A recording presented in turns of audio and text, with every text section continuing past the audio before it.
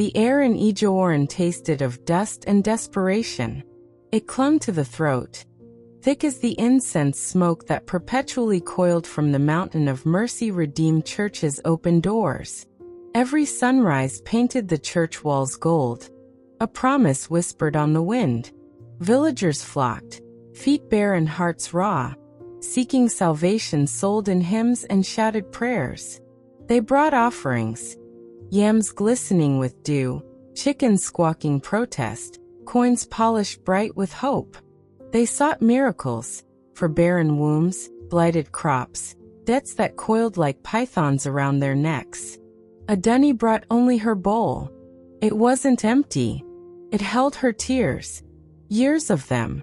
Salt water collected drop by agonizing drop since the river took her only son, Kola, 10 harvests past.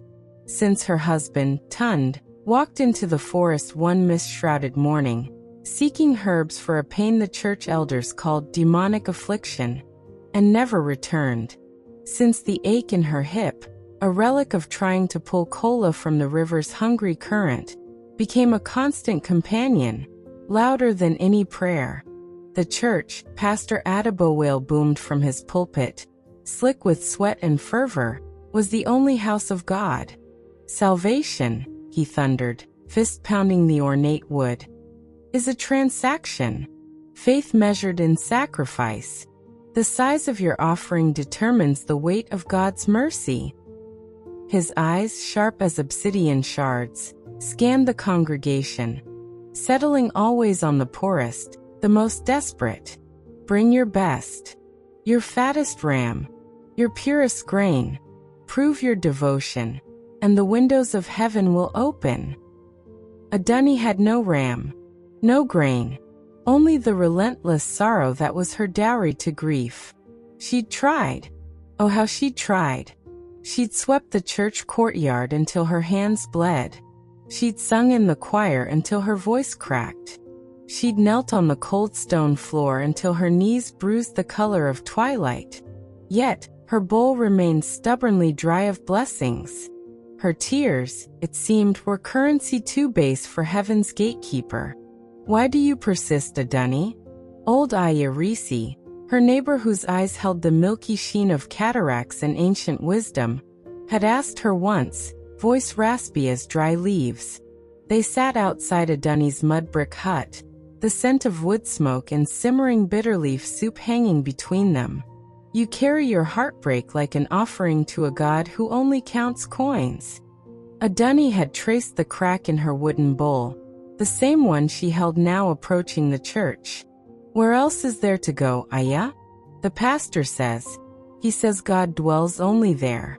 That my suffering, it's a test. That if I give more. Ayarisi had spat, a dry, dismissive sound. Emph. Since when did Olajumer become a market trader? Since when did the ancestors demand payment for breath? Child, her voice dropped lower, intimate.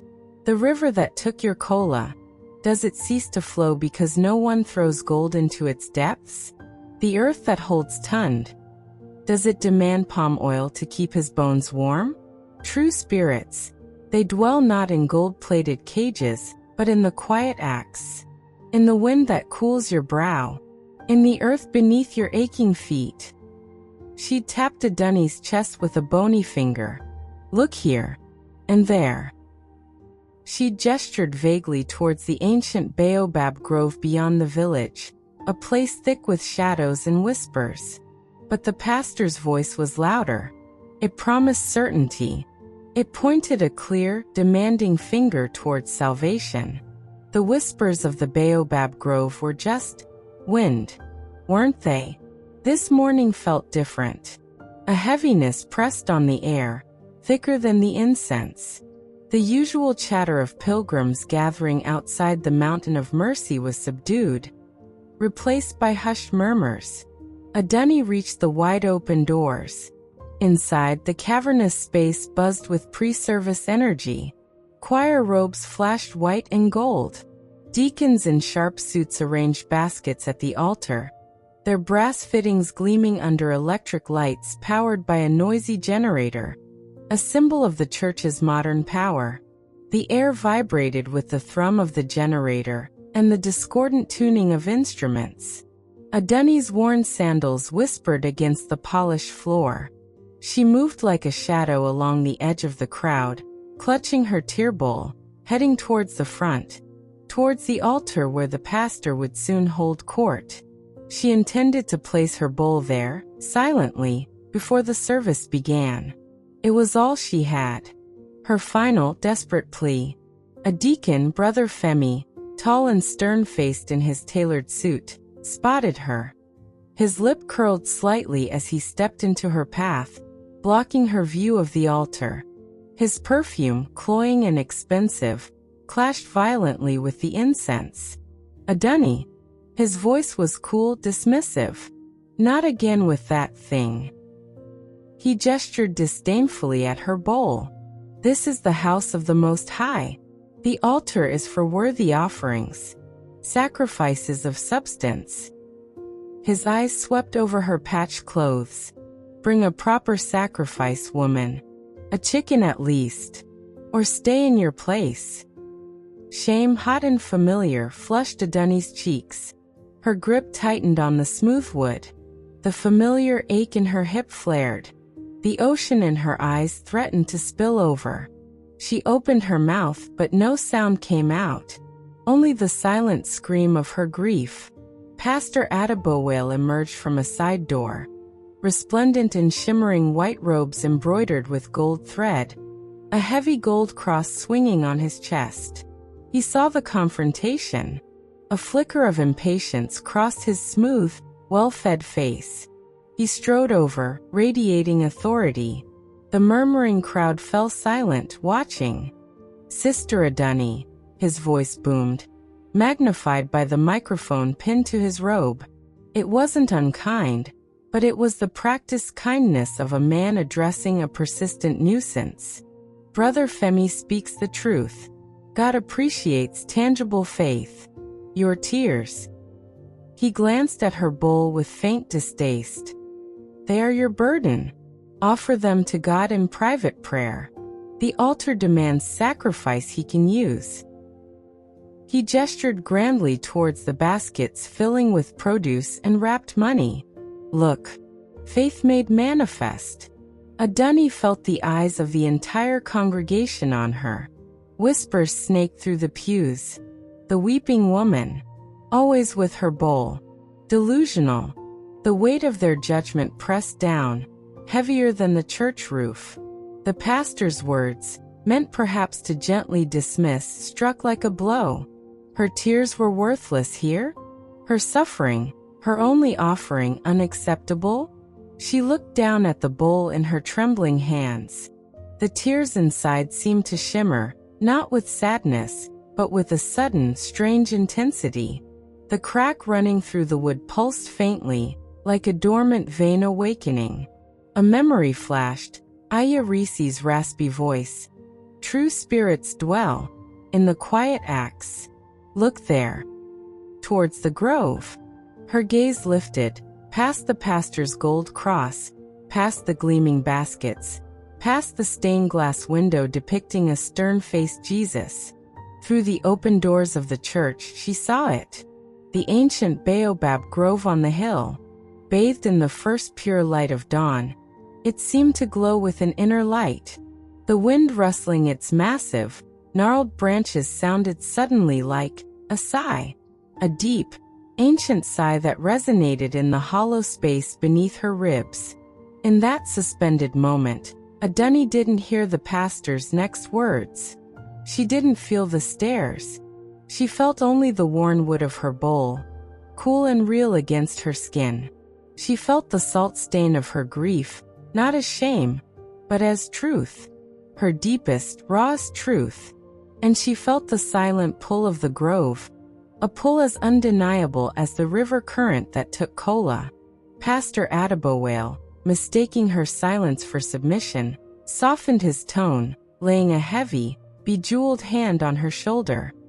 Go now, daughter. Pray quietly in the back. Bring a proper offering next time.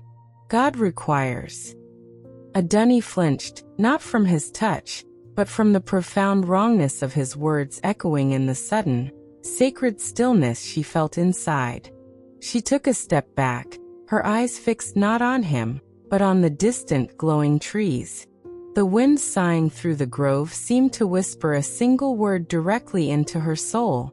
Come. Each step towards the grove felt like walking against a strong current. The weight of Pastor Adebowale's dismissal, the sting of Brother Femi's scorn, the heat of 100 pitying eyes, they clung to her faded attire like burrs. The familiar ache in her hip, usually a sharp companion, now pulsed with a deeper resonance. The echo of a day 10 harvests gone, when the river Omioran roared like a wounded beast. That day, sunlight glinted violently off brown, churning water. Kola's small hand, slick with mud, slipped from hers. His eyes wide, not with fear, but with sudden shocking surprise. Her own scream, ripped raw from her throat, lost in the river's furious song. The sickening crack as her hip met a submerged rock. The icy water swallowing her cry, swallowing Kola. Dragging herself onto the muddy bank, empty-handed, soul hollowed out. Only the relentless roar of Omioran filling the void where her son had been. The grove loomed closer. The air changed. The dust taste of the village faded, replaced by something older, damp earth, decaying leaves, the faint, sweet tang of wild figs, and beneath it all, a scent like cold stone and forgotten time. The sound of the wind wasn't just moving air. It was a low hum, a vibration felt in the bones, like the deep thrum of a giant, sleeping heart. The massive baobabs stood sentinel, their bark deeply fissured, like the weathered skin of primordial elders. Roots, thick as pythons, snaked across the ground, disappearing into the earth as if gripping the very bedrock of the world. Fear, cold and sharp, pricked at Adunni. This was the place of whispers. The place children dared each other to approach, then ran from, giggling nervously. The place where, some said, the Agungun, the masked ancestors, walked when the moon was full and thin. Where Aya Risi claimed the river gods came to rest beneath the roots. What was she doing? A woman with nothing but a bowl of tears and a broken hip. Walking into the domain of spirits? A voice dry as the harmattan wind, rasped in her memory. The earth that holds Tund. Does it demand palm oil to keep his bones warm? Tund. Her husband. The quiet healer whose hands knew the language of leaves and roots. Whose eyes held the calm depth of forest pools. Whose faith was a silent river, flowing unseen beneath the surface. That mist-shrouded morning, Tund's face, etched with worry not for himself, but for her grief, a grief so heavy it threatened to drown them both. The forest holds answers the church ignores. All me, he whispered, his calloused hand brushing her tear-streaked cheek. There is a root, the elders spoke of it, for sorrow that sits like a stone in the belly. Him walking into the thick, gray mist curling at the edge of the village, towards the very grove she now approached, his satchel of herbs slung over his shoulder. The mist swallowing him whole. The endless waiting. The hollow silence. Pastor Adebowale declaring Tund had likely been taken by forest demons for dabbling in pagan cures, instead of trusting God's will. Adunni reached the edge of the grove. The shade was immediate, profound, like stepping into cool water. Sunlight filtered through the enormous, finger-like leaves in dusty shafts. She stood at the threshold. The immense silence of the place pressed in, heavier than the church's noise. It wasn't an empty silence. It was a listening silence. She felt watched, not with judgment but with a vast, patient curiosity. Like the trees themselves were ancient eyes. Her hip throbbed, a sharp counterpoint to the grove's deep hum. The memory of Kola's hand slipping away, Tund vanishing into the mist. They rose like ghosts, threatening to pull her under. She sank to her knees, not in prayer as the pastor demanded, but in utter exhaustion. The worn wood of the bowl pressed into her palms. She stared into its shallow depths, at the shimmering pool of her collected sorrow. Why? The word escaped her lips, a raw, broken whisper, barely louder than the rustling leaves. It wasn't addressed to the distant god of the mountain of mercy. It was cast into the listening silence of the grove. Why take them? Why leave me with only this? Her fingers traced the jagged crack in the bowl. Is this all I am? A vessel for pain? Unworthy? Even of an altar? A single tear fell, striking the surface of the salt water in the bowl. Plink. As the ripples spread across the surface of her tears, Adunni gasped. For a fleeting instant, the water in the bowl changed. It wasn't just reflecting the dappled green light filtering down. It showed images. Not clear, but shifting watery glimpses. A flash of Kola's bright, mischievous smile, not by the river, but sitting beneath the broad leaves of a young baobab sapling laughing. Tons strong, gentle hands carefully placing a smooth, river-worn stone at the base of an immense, gnarled tree root. Then gone. Just her tears again, trembling in the cracked bowl. Adunni's heart hammered against her ribs. Had the grief finally stolen her mind? Or was the grove answering? A warm breeze, carrying the distinct scent of damp earth and something like crushed yucca leaves, stirred her hair. It seemed to coil around her, gentle, insistent. And within that breeze a whisper, not in her ears, but deep within her spirit, where the roots of memory grow. The river took, but did not keep. The forest holds what you still seek.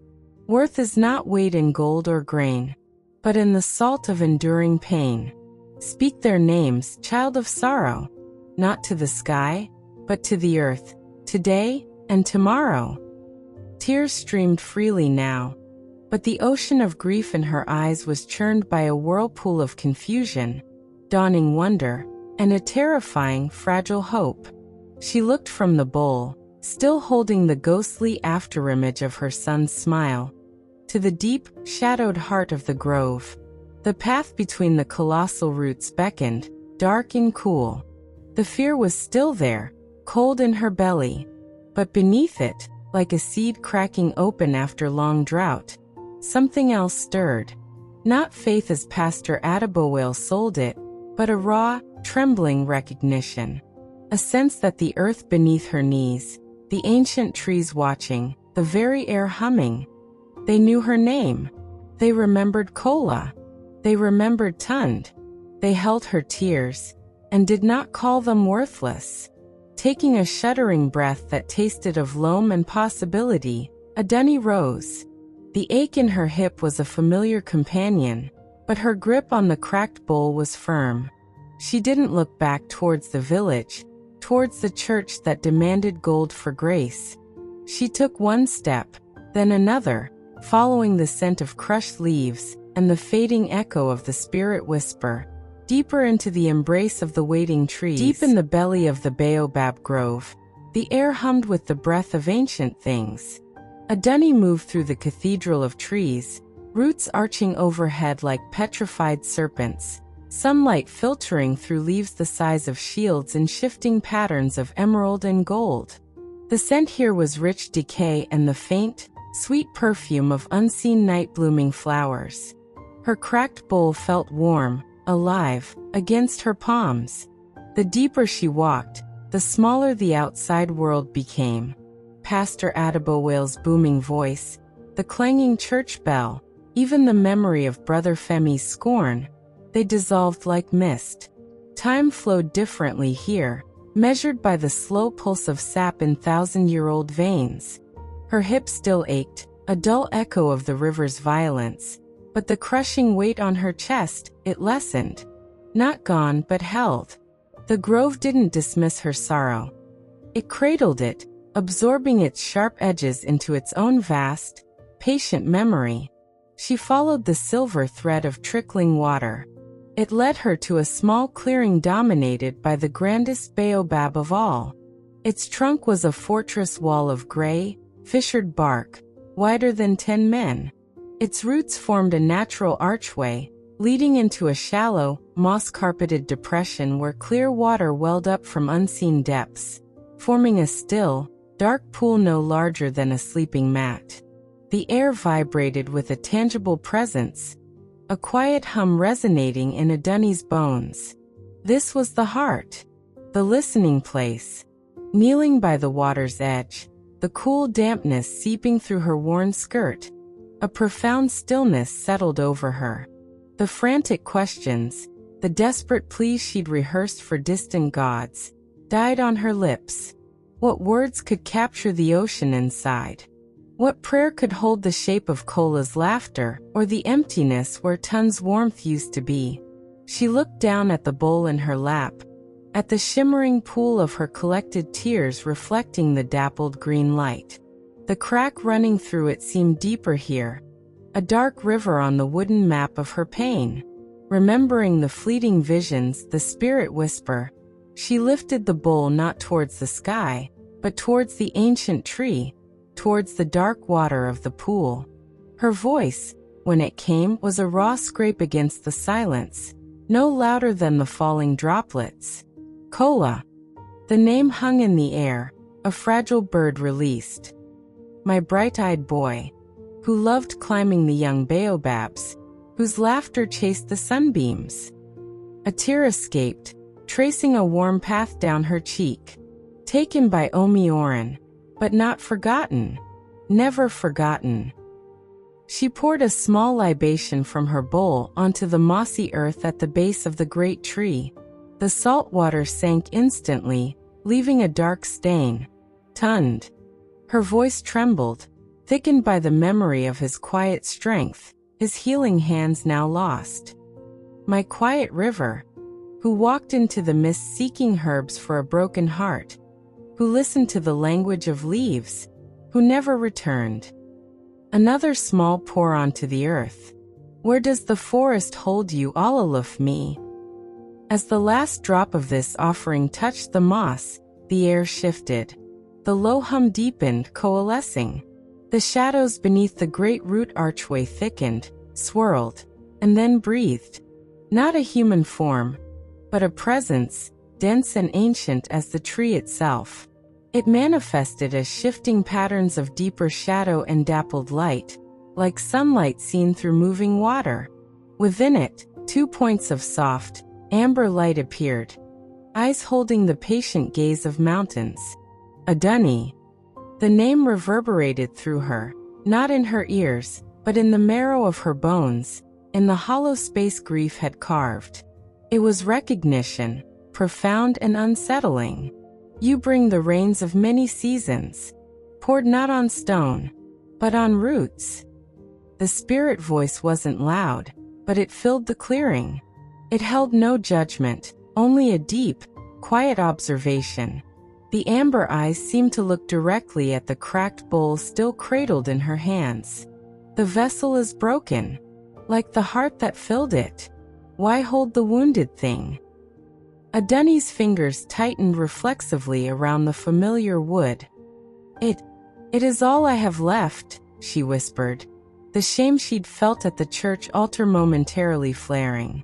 My sorrow, my offering. A ripple passed through the shadow and light form. It might have been sadness? Understanding? Sorrow is not an offering, daughter of dust. It is the soil. But even the richest soil must sometimes rest. Look. The amber gaze shifted towards the dark pool. As Adunni followed it, the still water stirred. Not with reflections of leaves, but with images clearer than before, summoned by her spoken names and the salt of her tears. The riverbank, 10 years past, but not the chaos of the flood. Calm water.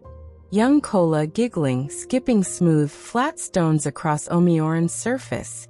He bends, picks up a particular stone, oval, dark gray, streaked with a vein of pure white quartz like a lightning bolt. He holds it up, triumphant, showing it to a younger Adunni, her face unlined by grief, smiling. Then Kola carefully places the special stone, not in his pocket, but in a small, dry hollow at the base of a young baobab sapling near the bank. A secret treasure. The image faded. Adunni gasped, a hand flying to her mouth. She remembered that stone. Kola had called it his Skyfire Rock. He'd hidden it, promising to show her where. But the flood came before he could. The river took, but did not keep, the spirit voice murmured, the hum vibrating with the memory of flowing water. Sometimes, what is lost to the surface is found by the deep. A new image swirled in the pool. Tund, not walking into the mist, but standing within it, near the edge of the sacred grove. He holds not herbs, but smooth river stones, several of them. His face is etched with profound sorrow, but also a deep, weary resolve. He looks towards the village, towards Adunni's hut, his eyes filled with an ocean of love and pain. Then deliberately he places one stone at the base of a massive baobab root. Then another, walking slowly, purposefully deeper into the grove, placing stones like silent markers, until the mist swallows him whole. He doesn't look afraid. He looks burdened, carrying a weight not his own. Adunni's breath hitched. Tun? But why? What weight? The vision showed intention, not accident. Not demons. Something else. The spirit form seemed to lean closer, the amber eyes glowing softly. The river remembers every stone, every tear, every name spoken on its banks. Your Kola's joy, your Tun's silent burden. The hum deepened, resonating with the memory of flowing water. And your own grief, Adunni, which became a sea with no shore. But who? The voice asked, gentle yet piercing as a thorn. Who cries for the river? Adunni's world tilted. Confusion warred with dawning, terrifying comprehension. The spirit's question echoed. Not just about Omioran, but about the flood of pain that swept through her own life, drowning everything. The amber eyes held hers, waiting. Her gaze dropped to the cracked bowl, then to the dark pool where Tun's image had vanished, carrying his unknown burden. The spirit's shadow and light form rippled again, the hum softening to a whisper that seemed to come from the roots beneath her knees. The one you seek, the one who walked with the river's grief. He is nearer than the church bell's song. But to find him, you must first understand what he carried, and why he laid it down. The pool's surface went perfectly still, dark and opaque once more. The spirit's form began to dissolve back into the shifting dappled light and deep shadows beneath the ancient roots. The dripping water resumed its slow, steady rhythm, each drop echoing the question now carved into Adunni's soul. Who cries for the river? The spirit's words struck Adunni like a physical blow. Tund carried a burden not his own. Her burden. Her grief. A grief so vast, so consuming, he'd walked into the sacred grove 10 years ago not seeking herbs, but seeking to absorb her pain, to bury it like stones beneath the roots of the ancient trees. He hadn't been taken by demons. He'd been drowned by her unending sorrow. The realization wasn't a bomb. It was a knife. It carved through the scar tissue over her heart, exposing a raw, agonizing truth. Her love had become a cage. Her tears, a flood that swept away not just Kola, but Tun too. The grove hadn't offered comfort. It had held up a mirror to a wound she'd refused to see. The fissure in the great baobab felt like a reflection of the rupture inside her soul. She stumbled back from the sacred pool, the cracked bowl slipping from her numb fingers, landing with a hollow thud on the moss. The spirit's final question echoed, a relentless drumbeat. Who cries for the river? She hadn't. She'd only cried for herself. The walk back to Ijowarn was a blur of dust and dawning horror. The comforting lies of the Mountain of Mercy, that suffering was a test from a distant god, that blessings were bought with coin, now tasted like ash in her mouth. Pastor Adunni hadn't offered salvation. He'd offered a distraction from the real work of facing her own drowning heart. He'd profited from her pain. They all had. As she neared the village outskirts, the familiar sounds grated. The clang of the church bell, the tinny blare of amplified hymns, the murmur of pilgrims. It felt hollow, deceptive. She moved like a ghost through the bustling paths, unseen, her gaze fixed on the gleaming white edifice of the Mountain of Mercy. Today was Great Harvest Thanksgiving. The air reeked of roasting meat and desperate hope. Baskets overflowed near the altar. Yams like golden offerings, struggling chickens, bolts of expensive lace, and piles of paper money.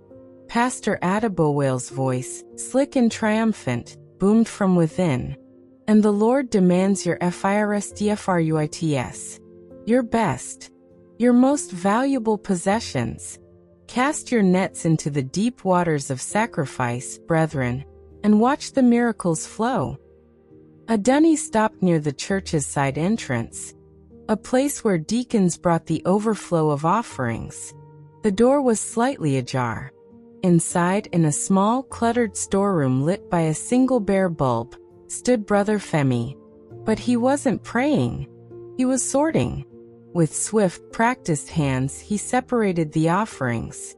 The finest yams, the plumpest chickens, the crispest banknotes. These went into sturdy crates marked with the church's logo. The smaller yams, the scrawnier fowl, the worn coins.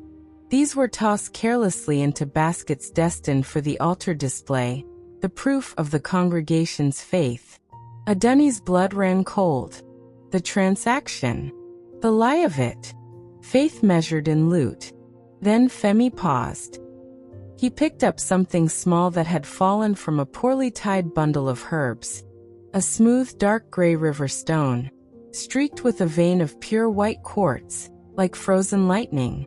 Kola's skyfire rock. He snorted, a sound of pure disdain. Useless. He weighed it in his palm. Probably worth something to those idiots who dig in the dirt. A greedy glint sparked in his eyes. He glanced towards the crates of prime offerings, then towards the altar baskets. With a sly smirk, he slipped Kola's stone into the pocket of his tailored trousers. Profit.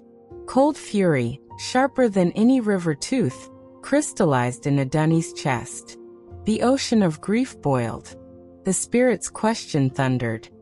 Who cries for the river? She realized. She never had. She'd only cried for herself. And now, they stole even the memory of her son's joy, reducing it to pocketed profit. She didn't think. She moved. Pushing past a startled woman carrying a live chicken, Adunni strode straight into the crowded sanctuary. The air was thick with incense, sweat, and fervent singing. Pastor Adunni stood resplendent at the pulpit, arms outstretched, basking in the adulation.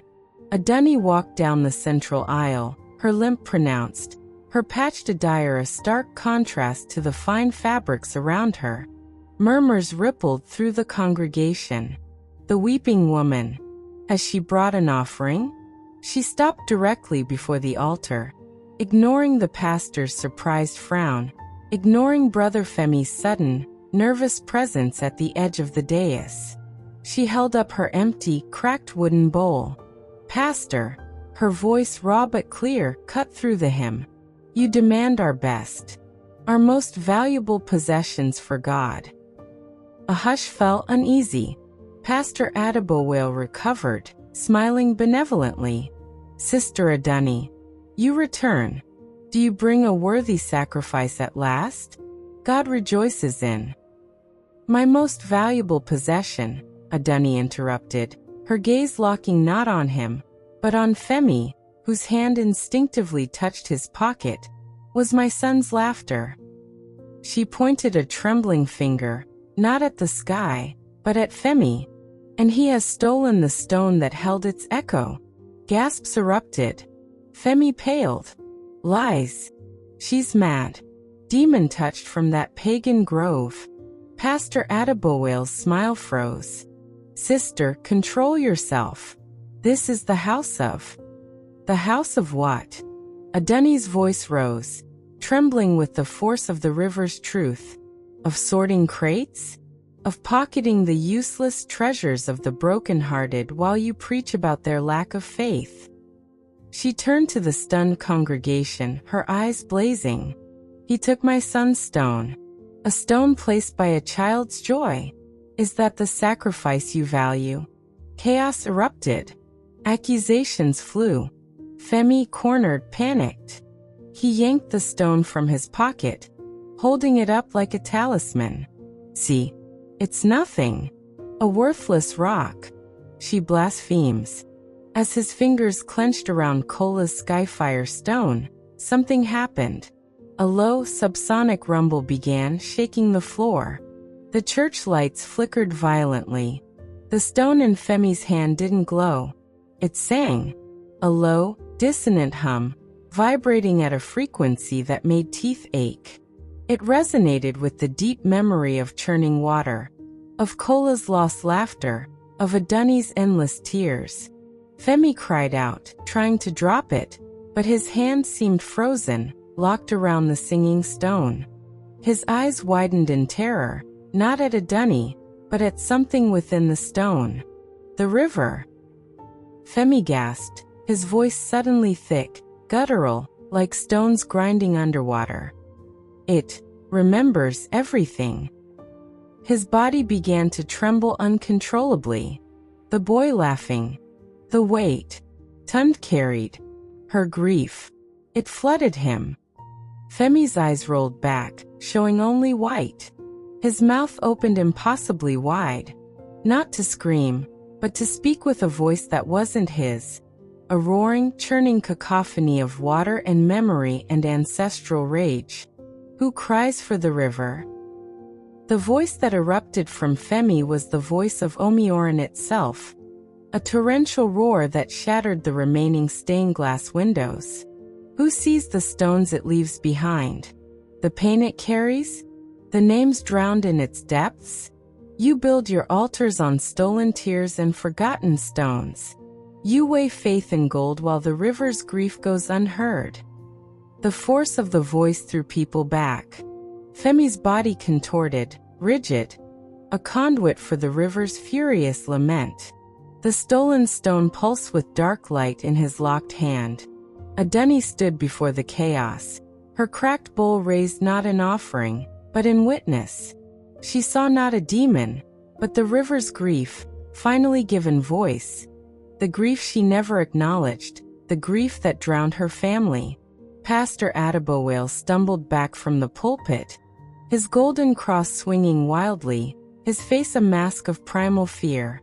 Not of God, of the raw, untamed spirit his church had tried to cage and commodify. Adunni's gaze met the pastor's terrified eyes over the writhing form of Femi and the roaring water voice. Her voice, when she spoke, was quiet, yet it cut through the maelstrom like a knife. You built your altar on stolen tears and forgotten stones. Femi collapsed, the singing stone falling from his limp hand with a dull thud. The water voice ceased abruptly. Silence crashed down, heavier than before, thick with the scent of ozone, shattered glass, and exposed lies. Adunni looked down at the stone on the floor, then at her empty, cracked bowl. The altar of the mountain of mercy stood revealed. Not a gateway to heaven, but a cage built on sand. The silence after the river's roar was deafening. Dust motes danced in the shafts of violent sunlight piercing the shattered stained glass. Overturned pews, trampled yams, fluttering banknotes, and terrified faces frozen in shock filled the ruined sanctuary of the Mountain of Mercy. At its heart, Adunni knelt on the cold stone floor, not in prayer to a distant god, but in the raw presence of a truth louder than any sermon. Beside her, Brother Femi groaned, scrambling back from Kola's skyfire stone as if it burned. His tailored suit was smeared with grime and terror, his eyes hollow shells reflecting churning depths. The water, he rasped, voice stripped of arrogance, raw with remembered fury. It remembered everything. The boy, your husband, her pain, it's all in the stones. He clutched his head, rocking. Make it stop. Make the remembering stop. Adunni didn't look at him. Her gaze was fixed on the stone, humming softly now like a beehive underwater, its deep blue pulse fading. The spirit's words echoed.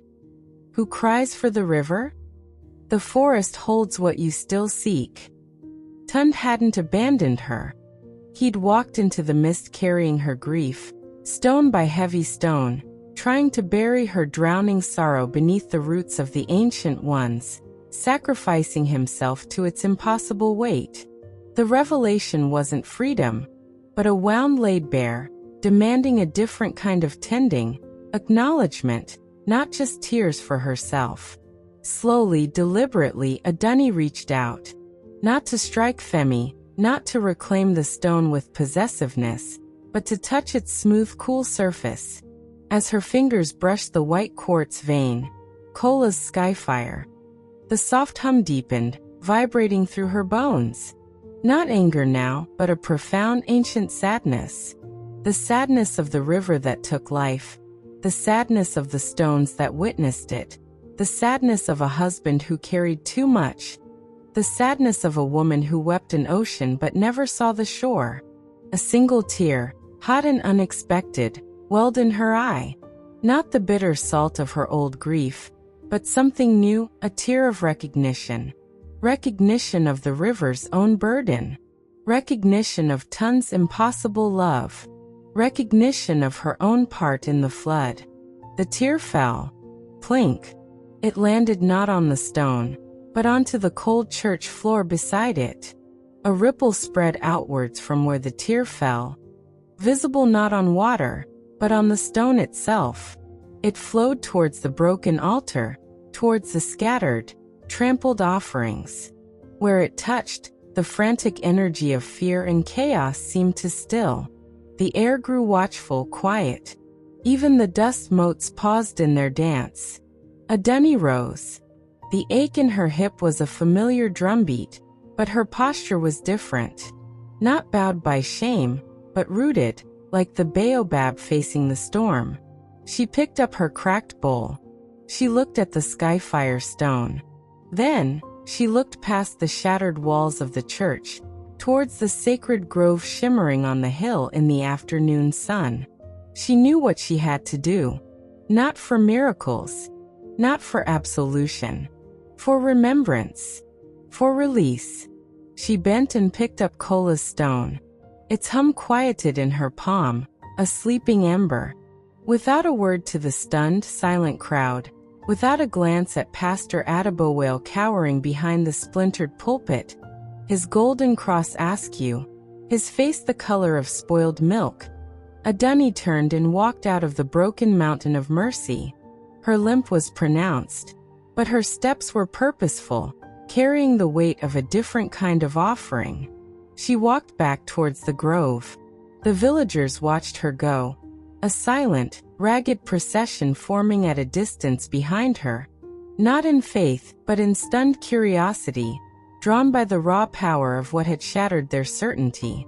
Old Aya Risi stood at the edge of the village, her milky eyes seeming to track Adunni's progress, a faint, knowing nod touching her lips.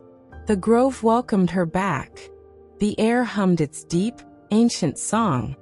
The fisher and the heart baobab still weeping dark sap, a testament to the violence of exposed truth. Adunni went straight to the sacred pool beneath the great tree. The spirit presence was there, a shifting of light and shadow, the amber eyes watching, waiting. Adunni knelt on the cool moss. She placed Kola's skyfire stone gently on the earth beside the dark water. Then she lifted her cracked wooden bowl. Not to pour tears. To speak. Omioran, she began, her voice clear, resonant in the listening silence, carrying to the villagers gathered at the grove's edge. Great river. You took my Kola's bright light. You hold his laughter in your depths.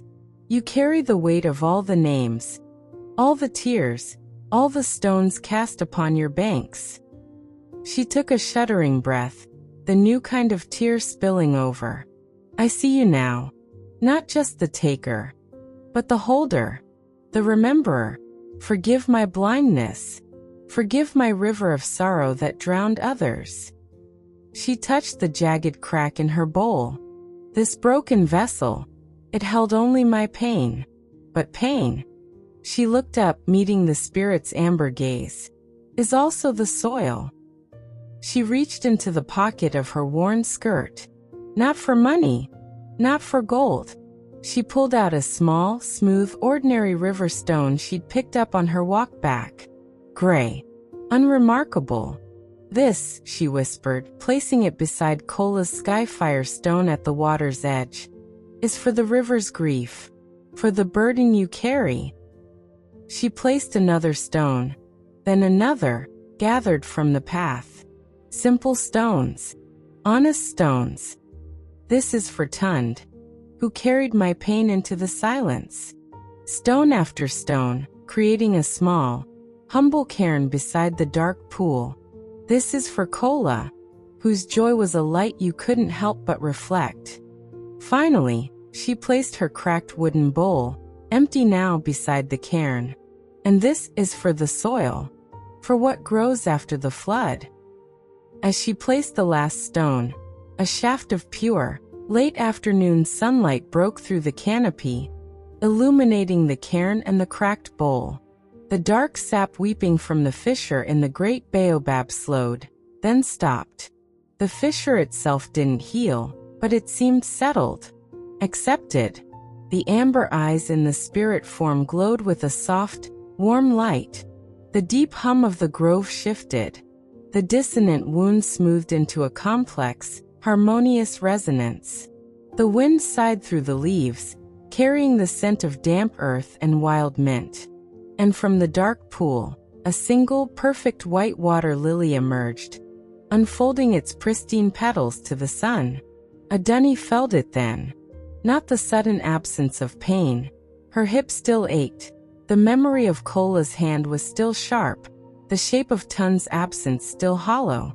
But the crushing ocean within her, it receded. Not gone, but contained. Given boundaries. Given respect. It was no longer a flood drowning everything. It was a deep river, flowing through her, part of her landscape, not her entire world. She could breathe. She placed her hand on the cool, living soil beside the pool, feeling the thrum of roots deep below. Look here. And there. Ayarisi's wisdom, whispered long ago, had finally found fertile ground. The true altar wasn't gold or stone. It was earth, memory, and the courage to honor the flow. The villagers at the edge of the grove watched in reverent silence. The imposing white ruin of the Mountain of Mercy, a distant, broken silhouette on the horizon. The heart baobab stood tall, its wound a scar, not a weakness, cradling the simple offerings, the stones, the cracked bowl, and the blooming lily beside the dark water. The story whispered its end, but the lesson bloomed like the lily on dark water. True spirit doesn't live in golden crosses or shouted prayers bought with fear. It lives in the quiet courage to face your river, to honor the stones, to let your cracked vessel hold something new. Remember Adunni. Remember the baobab that held her tears. Remember the river that finally spoke. Did this tale stir your spirit? Did the river's voice touch your soul? Press the bell icon now. Subscribe to this sacred firelight. Share this story with those whose hearts need remembering. Comment below. Tell us, which stone from your own river have you yet to place? More tales wait in the ancestral winds. Tales of courage, wisdom, and the earth's deep magic. Come gather close. Subscribe, share, comment. Let the drumbeat of our stories continue. Press the bell. Don't miss the next journey beneath the baobab shade. Go well, children of the soil. Go well.